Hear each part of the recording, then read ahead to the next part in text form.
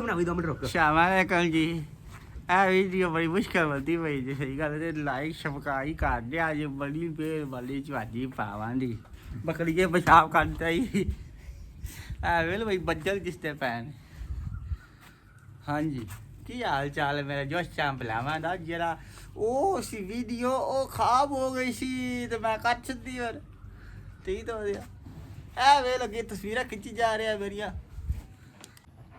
अस्सलाम वालेकुम, welcome back my new blog जनाब। प्यार वाले अज दा ब्लॉग दे होस्ट रहा मैं ते आज शहजाद साहब जेडे इन्हां दे मूंह नूं कुछ होया है, अंदरों दाने निकले न मूंह विच, ठीक है ते लम्मा हो गया। ठीक गर्मियां दे दिन ने 12 बजे दा टाइम है ते इहनूं सर्दी लग रही गर्मी दे विच, बहुत सर्दी लग रही। बाबा जी होरी कह रहे ने कि सवेर दा ना कंबी जा रहा, पता नहीं की हो गया ते ए नाल छोटा कैमरेमैन जनाब चेक कर सकते हो। ए हवेली च आ गया है, बकरियां चारा चूरा खा रही ने, ਇਹਦੇ ਆ ਖੋਤਾ ਖਾ ਰਹੇ ਚਾਰ ਚੁਣਾ ਆਪ ਖੋਤਨ ਚੋਈ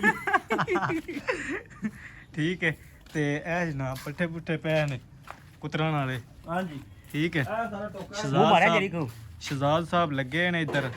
ਇਹ ਟੋਕਾ ਹੈ ਸ਼ਹਜ਼ਾਦ ਸਾਹਿਬ ਇਹ ਖਲੋਤੇ ਨੇ। ਛਤਰੀ ਦਿਨ ਇਹ ਸਾਡੇ ਪੱਠੇ ਨੇ, ਇਹ ਸਾਡੀ ਥਾਪੀਆਂ ਨੇ। ਹਾਂਜੀ ਜਨਾਬ ਇਹ ਸਾਡੇ ਗਾਰਡਨ ਨੇ ਤੇ ਲੱਕੜਾਂ ਨੇ ਬਿਲਕੁਲ। ਤੇ ਆ ਮੈਂ ਆ ਤੇ ਆ ਮੈਰੀ ਏ। ਬਾਕੀ ਲਵ ਯੂ ਹੋ ਗਿਆ। ਇਸ ਚੈਨਲ ਨੂੰ ਸਬਸਕ੍ਰਾਈਬ ਜ਼ਰੂਰ ਕਰਨਾ, ਫੁੱਲਾ ਪਿੰਡ ਵਲੌਗ ਨੂੰ ਜਨਾਬ। ਫਲੈਕਸ ਇੱਥੇ ਮੱਝਾਂ ਤੇ ਲਿਆ, ਬਾਕੀ ਲਵ ਯੂ ਹੋ ਗਿਆ। ਮੱਝਾਂ ਲਿਆਓ ਬੱਦਲ ਚੈੱਕ ਕਰੋ ਜਨਾਬ, ਬੱਦਲ ਬਣ ਗਏ ਨੇ ਅੱਜ। ਵੇਖੋ ਮੌਸਮ ਜਿਹੜਾ ਹੈ ਨਾ ਬਹੁਤ ਹੀ ਪਿਆਰਾ ਮੌਸਮ ਬਣਨ ਵਾਲਾ, ਰਿਵਿਊ ਬਹੁਤ ਪਿਆਰਾ ਹੋਣ ਜਾ ਰਿਹਾ। ਠੀਕ ਹੈ। ਇਹ ਚੈੱਕ ਕਰੋ ਸ਼ਹਜ਼ਾਦ ਸਾਹਿਬ ਨੇ।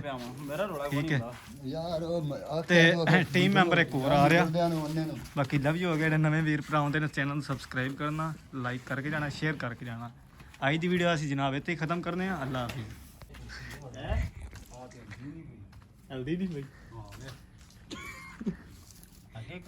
दोस्त ने किया ऐसा काम जो पूरे पिंड में मशहूर है कि ना प्यार वाले।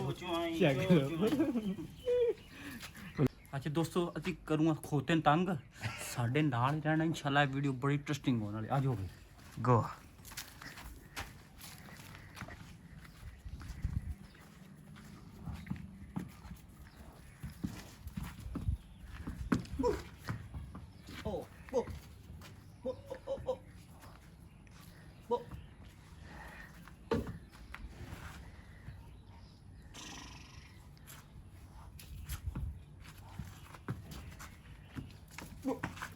लुट्टा